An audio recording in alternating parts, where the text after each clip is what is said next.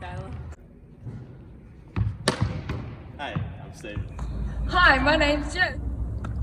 Hi, my name's Georgia. Today we're going to be demonstrating how the sport of cricket can be adapted to be more inclusive of all students. Batting is a fundamental skill of cricket in which batters attempt to strike the ball away from the fielders in order to score runs. Successful completion of such skill is based around foot movement, such as moving onto your front or back foot. In order to adapt this drill for a participant with an upper limb impairment, a number of adaptations can be made to the equipment to make striking the ball easier. Firstly, using a tennis racket instead of a bat increases the surface area, giving the batter more control over their shot and a higher chance of successful completion. Secondly, placing the ball on a tee removes the challenge of facing a moving ball and allows the batter to strike the ball at their own comfortable pace, greatly enhancing their chance of success. Finally, when the upper limb impairment is too debilitating to strike the ball using one's hands, a soccer ball can be bowled and then struck with the batter's feet.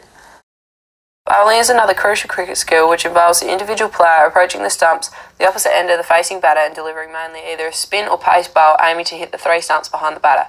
To complete a successful bowl, there are 5 main steps that should be followed: the run-up, bound, coil, release and follow-through. To make this drill more inclusive for students who have a vision impairment, there are a few factors that can be changed. Instead of using a pitch that is 20 metres between stumps, the pitch can be shortened. This will help with students' accuracy for those with or without any impairment.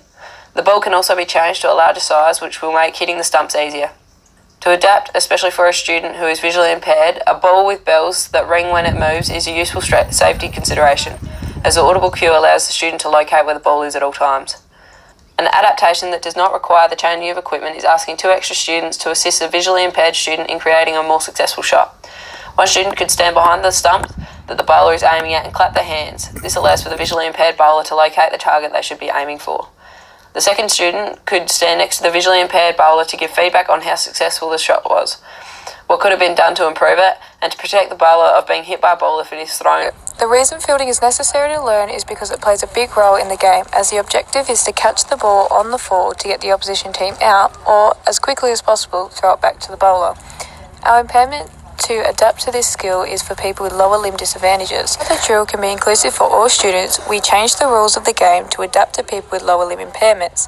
We decided to decrease the area of field and change the surface of the ground to a more solid environment to make it easier to move around. Due to the decreased area of field, the ball is now able to rebound off the wall to make it easier to chase and catch.